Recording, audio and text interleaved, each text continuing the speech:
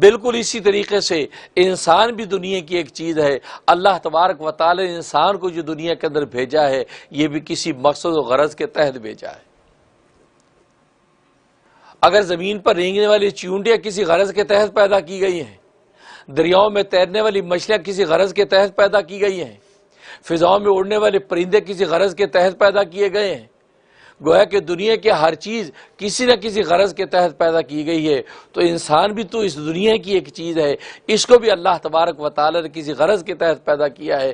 اب اللہ تبارک و تعالی جائزہ لیتے ہیں کہ یہ انسان جس غرض کے لیے پیدا کیا گیا تھا اس غرض کے اندر پورا اتر رہا ہے یا نہیں. اگر پورا اتر رہا ہے تو اللہ تبارک و تعالی سرٹیفکیٹ جاری کر دیتے ہیں انسان کامیاب ہے.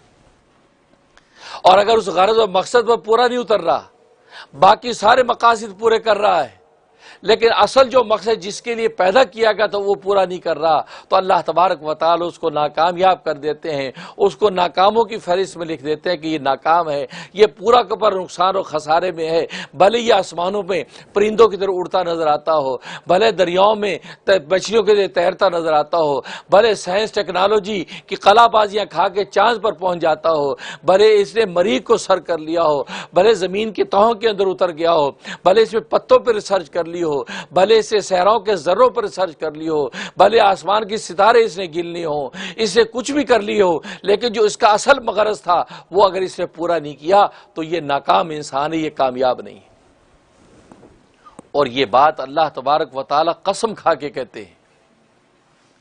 قرآن کریم کی ایک چھوٹی سی سورہ والعصر، اس میں فرماتے والعصر، زمانے کی قسم کھا کے کہتا ہوں جس زمانے کے شب و روز میں انسان فضاؤں میں پرندوں کی طرح اڑتا نظر آتا ہے، ہوائی جہازوں کو ایجاد کرتا ہے، کاروں موٹریں بناتا ہے، موٹر سائیکل بناتا ہے، فاصلوں کو سمیٹ لیتا ہے، ناشتہ اگر نیو یارک میں کرتا ہے، دوپہر کا کھانا لندن میں کھاتا ہے، دوپہر کا کھانا لندن میں کھاتا ہے، رات کا ڈنر پاکستان میں کرتا ہے. اسے ہزاروں میلوں کے فاصلے کیسے سمیٹ لیے ہیں، یہ گھنٹوں کے اندر مہینوں کے سفر طے کر لیتا ہے. ایک دنیا کے کونے سے بولتا ہے، ٹیلی فون کے ذریعے سے دنیا کے دوسرے کونے میں اس کی آواز سنائی دیتی ہے. دنیا کے ایک کونے میں کیمرے کے سامنے بیٹھ کر بات کرتا ہے، دنیا کے دوسرے کونے پہ بیٹھ کے انسان اس کو دیکھ کر اس کی بات سنتے ہیں.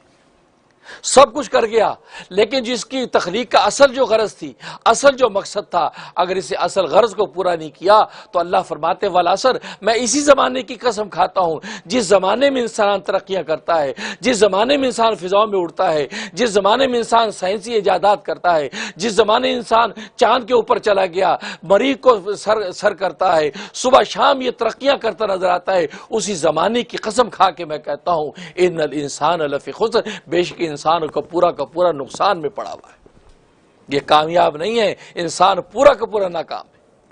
یہ سمجھتا میں کامیاب ہو گیا، میں نے بجلی ایجاد کر لی، الیکٹرک ایجاد کر لی ایڈیسن نے، تو کامیاب ہو گیا. وہ سمجھتا میں کامیاب ہو گیا، سیل فون ایجاد کے لیے میں کامیاب ہو گیا. نہیں، یہ کامیابیاں یہ تو ضمنی، یہ تو درخت کے پتے ہیں. جڑ کہاں ہے؟ جڑ اگر تمہاری اگر صحیح ہے، اگر وہ جس مقصد کے لیے تمہیں پیدا کیا گیا ہے اس مقصد کو تم پورا کر رہے ہو تو پھر یہ بجلی ایجاد کرنا تیری بہت بڑی خدمت، یہ سیل فون ایجاد کرنا تیری بہت بڑی خدمت، یہ ہوائی جہاز ایجاد کرنا تیرا بہت بڑا کمال، کار موٹر ایجاد کرنا تیرا بہت بڑا کمال. لیکن مزے کی بات یہ ہے کہ جو اصل مقصد تیری تخلیق کا تھا اس کی تو تجھے خبر نہیں ہے، اور باقی ساری محنتیں کر رہا ہے، یعنی کائنات کو تو فتح کر رہا ہے اور رب کائنات کی تجھے خبر نہیں ہے. نیوٹن اپنے باغیچے میں بیٹھا ہے، سیب ٹوٹ کر زمین پر گرتا ہے تو سوچتا ہے کہ سیب ٹوٹ کر زمین پہ کیوں گرا، یہ آسمان پہ کیوں نہیں گیا. اس پر ریسرچ کرتا ہے، سال کی ریسرچ کے بعد اس نے زمین کے اندر گریوٹی کو دریافت کر دیا کہ زمین میں گریوٹی ہے، ایک کشش ثقل ہے جو چیزوں کا وزن کہلاتی ہے. جب کشش ثقل سے کوئی چیز نکل جائے تو وہ چیز بے وزن ہو جاتی ہے، اس کا کوئی وزن نہیں. جب تو کچھ کشش ثقل کے اندر ہے تو اس کا وزن ہے. یہی وجہ ہے کہ خلا کے اندر جا کر چیز کو چھوڑ دو تو وہاں بالکل بے وزن ہے، اس کا کوئی وزن نہیں رہتا. ہاں، یہ گریوٹی جو زمین کے اندر ہے، یہ گریوٹی چیزوں کا وزن ہے. یہ نیوٹن نے ایجاد کیا اور دنیا نے واہ کہا کہ نیوٹن نے کمال کر دیا کہ زمین میں کوئی کشش ثقل کو ایجاد کر دریافت کر لیا. گریوٹی کو دریافت کر لیا، کتنا بڑا کمال کیا. بے شک اس نے کمال کیا، لیکن اس نے ایک لمحے کے لیے یہ نہیں سوچا کہ زمین کے اندر گریوٹی رکھنے والا کون ہے، اس میں گریوٹی پیدا کس نے کی ہے. اگر وہ اس پر ریسرچ کرتا تو خدا تک پہنچ جاتا. جس نے زمین کو پیدا کیا ہے اسی پیدا کرنے والے نے گریوٹی بھی پیدا کیا ہے. تو جب خدا کو اگر وہ پہچان لیتا تو پھر اب یہ کامیاب تھا.